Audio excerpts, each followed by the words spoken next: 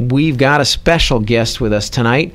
He's been an MMA fighter since 2001 and has a professional record of 18 wins and only 4 losses. Of his wins, 9 came by way of submission and 4 by way of knockout or TKO.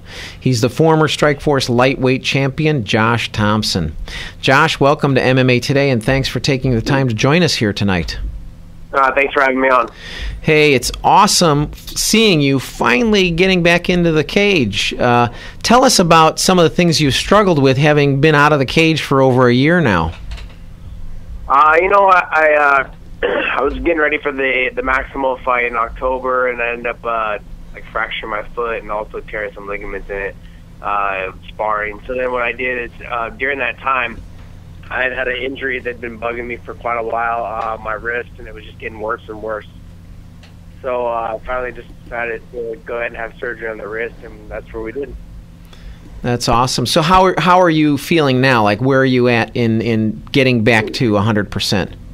I mean, I'd say I'm probably close to about 80-85%, but I mean, I feel like the camp went well. I trained safe for this fight, trying to get to the fight, making sure. I'm just a little worried and concerned if I underdid it. I feel in good shape. I feel like in phenomenal shape. Normally though, like I try and do more, so that kind of makes you start guessing. Like, okay, I didn't do as much as I normally do. Am I going to be ready? But I mean, I'm pretty sure I'll be ready. I've had some good sparring partners. I've had Justin Wilcox, Gray Maynard, Noah Nahad. He was here, and then Thomas Dianji. All of them are great sparring partners, good workout partners. So they've really pushed me, and I've been able to go a fresh round with each one of those guys. For 3 hard rounds. So I had a fresh guy every 3 rounds, depending on how we raced them. Sometimes also going like 2.5 minutes, for each one of them to really make sure they're pushing me as hard as they can. So, I feel good going into the fight. Now, your upcoming bout is March 3rd in Columbus, Ohio, against KJ Nunes. What does he present as a unique challenge to you, or his biggest obstacle to you? I don't really see an obstacle at all in any direction, but I just do see that he's just a tough kid. One of those guys that's going to be really hard to finish. He's coming into his own right now, I think, and he showed after his Masvidal fight that he's going to try and progress and get better and try and be a well-rounded fighter. He's kicking more. He showed him the Billy Evangelista fight, kicking more. He's been working on his wrestling. He got a couple takedowns in that fight.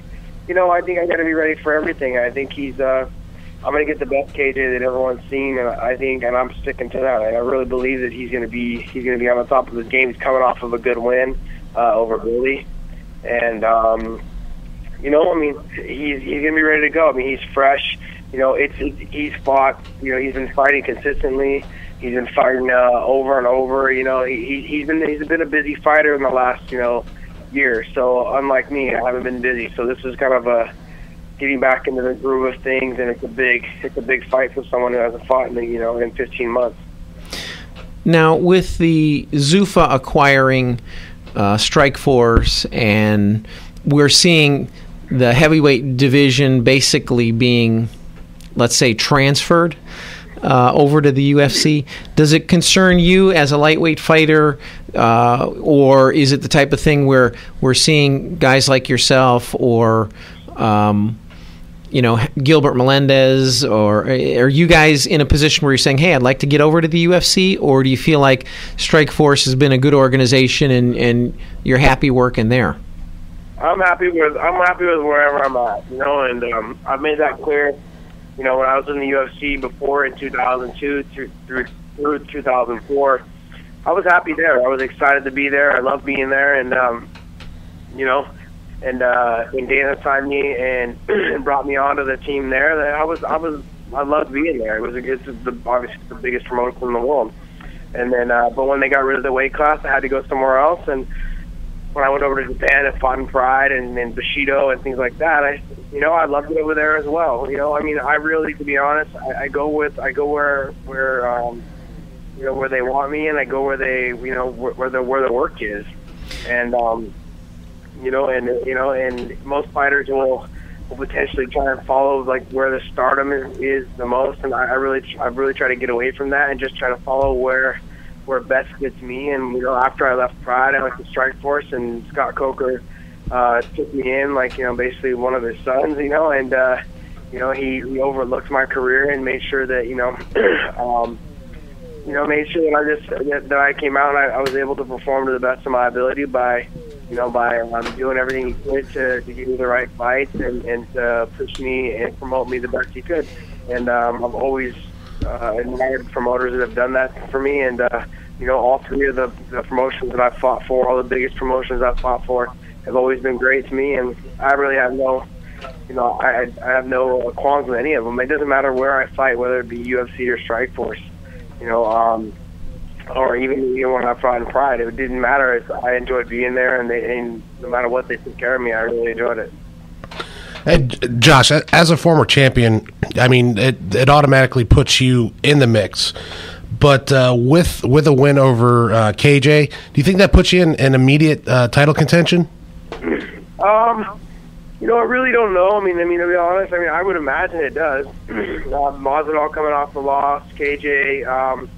If I beat KJ, it really, to be honest, nobody else is, I think, ready to step up. The fight that I really am interested in seeing, to be honest, is the Fodor and Pat Healy fight. Healy hasn't lost since he lost to me, and I think that's 5 or 6 fights now. And Fodor, I believe, is undefeated. So that's going to be a great fight. I think this is a big step up in competition for Fodor. And then I also think that me coming off of a win over KJ should give me an automatic title shot. It's all, like I said, it's all up to them. But I really believe that it doesn't matter what promotion you're in. It's up to the promoter, and the promoter makes that decision. And that's the great thing about being a fighter. I don't have to worry about making those type of decisions. I just have to go out there and win. And if I look like crap, I really, to be honest, if either one of us look like crap and we can't pull out a great win, on each other, or just put on a great show and get the W, then I wouldn't be surprised if you saw one of us get passed over for Fodor or Healy getting the shot next. I'm only throwing that out there because I think fans should understand that both those guys are have significant wins and they're coming up and and things like that. But I wouldn't be surprised. But I expect, to be honest, I expect for myself to go out there and put on a great show and get the W. And then you'll be hearing here soon, shortly after the fight, that they'll be announcing that I get a title shot. So that's realistically what I believe. But, like I said, anything can happen. You've seen it before in the UFC where Gray Maynard, had fought Nate Diaz and is supposed to get a title shot if he beat Nate. And then, it didn't have a great performance. I believe he still got the win. But it wasn't what they anticipated or something along those lines. And so then they just decided not to do it. They didn't, and then Gray got his title shot later on. So, you wouldn't be, I wouldn't be surprised if something like that had happened if, I went out there being 15 months off and having a little bit of ring rust and maybe didn't look the way they wanted me to look. But regardless, I'm looking forward to getting the title shot. I want to get the fast way to the title, and that's my plan. Sure. Well, you've been fighting for a long time, and having been around since 2001 in the professional ranks, do you think that maturity gives you a little bit different perspective in terms of, where you're fighting and what your aspirations are, being around for so long? It gives you a perspective on how much longer you want to do it. It gives you, that idea of okay, am I getting close to the end? It's for me. I've been fighting since I was 19, 20 years old. If you're thinking about it, that's close to 14 years. I'm getting a little, getting some roads on this and getting some miles on these tires, and you just want to start picking and you want to start being able to pick and choose your fights a little bit more safely. On top of that, you want to make sure that you're training your hardest and avoiding injuries.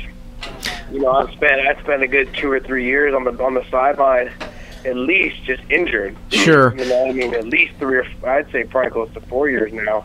In those years I spent on the sideline, injured. So it's just a matter of taking care of my body and just trying to get, and trying to find the fastest way to the title, knowing that I have a chance to beat Gilbert. So you think your age kind of puts a little bit more pressure on you to move a little quicker? No, it doesn't. It doesn't make me do it any quicker. It just makes me. It just makes me think in it takes me away from what I used to do. Like everything when I beat Gil the first time, and then even for my second fight, I felt great going into the second fight with him. But then I just felt like I did a lot more in my training at those times. To the point of literally overtraining, like so bad that I was getting injured all the time during the camp. Each camp was 12 weeks long. Each camp I was getting hurt. Every camp I was getting hurt and healing up, getting hurt, and healing up. The camps were so long, it was miserable. So knowing that I was able to do that much into a camp, cram that much into a camp, it makes you wonder if you cut back, are you going to still give a great performance like that, or is it going to take away from your performance? So, it plays with your mind a lot. If you're used to training super hard and all the time and really intense, and all of a sudden you can't do it, you can do it, you just don't want to do it because you don't want to risk getting hurt. It kind of plays with your mental more than anything. Sure. Now, if you did go on to win, let's say, the next 2 or 3 fights and end up getting the belt, would that put more pressure on you to retire or more pressure on you to keep fighting? To be honest, I don't really look at it as pressure. I don't really look at it as I don't look at retirement as pressure. I think when that time comes, it's going to be like, okay, I know. It's time to stop. There's a lot of other things I want to do in my life, and you got to make that decision when the time comes, like a mature adult. A lot of these boxers, they get stuck in the game for so long, and you can just see the look on their faces change. They have that stale look where they don't understand anything you're saying. Sure. I don't want to be one of those fighters, and I feel like I have a lot more to offer, just in life in general. And when that decision comes, I feel like I can make that decision wisely and like a mature adult and just get out of the sport. So, as far as winning the title, like I said, I've said this 1,000 times before, it doesn't matter if I have the title or not. I feel like I've accomplished everything I've wanted to accomplish in this sport. I've done a lot of things that I've always wanted to do. I fought in the UFC. That was my goal when I first started fighting, was to fight in the UFC, and I fought in the UFC when I was still young. And then when the UFC didn't have the weight class anymore for those couple of years, I always wanted to fight in Japan and Pride because everybody was over there, and I went over there and fought there. And then with Strikeforce and gained the opportunity to fight for a world title, and I won a world title. I guess as a career, you really can't say you want to do anything else. Realistically, the only thing I could say that I'd want to do anymore is maybe win my belt back, only because I never got to really defend it because I was plagued with injuries that whole time. Sure. That's realistically the only thing, to be honest. That to me is really the only thing I would really want to do that's left in the sport for me. Yeah, otherwise, I'm just enjoying the ride, man, living the dream. That's really what it comes down to. Well, you have had a great career, and we've loved watching your fights over the years. How can our listeners follow you? You have a web page or Twitter account? What's the best way? You can follow me on Twitter @TheRealPunk, and then you can also hit my Facebook and try and friend request me there. I have a fan page as well. They're both under Josh Thomson or Josh the Punk Thomson, so you can check me out there as well. And I'm mainly on Twitter, to be honest, more often, and I actually put it loads up to both my pages, all 3 of my pages, so you can follow me any way you want. Well, that's awesome, and we really appreciate you taking the time to join us. You've got the upcoming fight March 3rd against KJ Nunes. We wish you the best there. That's Columbus, Ohio. That's going to be on Showtime. So we're going to be looking for an exciting fight and hopefully your hands raised at the end with a victory. We really appreciate the pleasure of you joining us on the show, and we'd like to thank you again for taking the time to be here on MMA Today. We wish you the best of success in the future and look forward to your upcoming fight. All right, thank you. Thanks so much, Josh.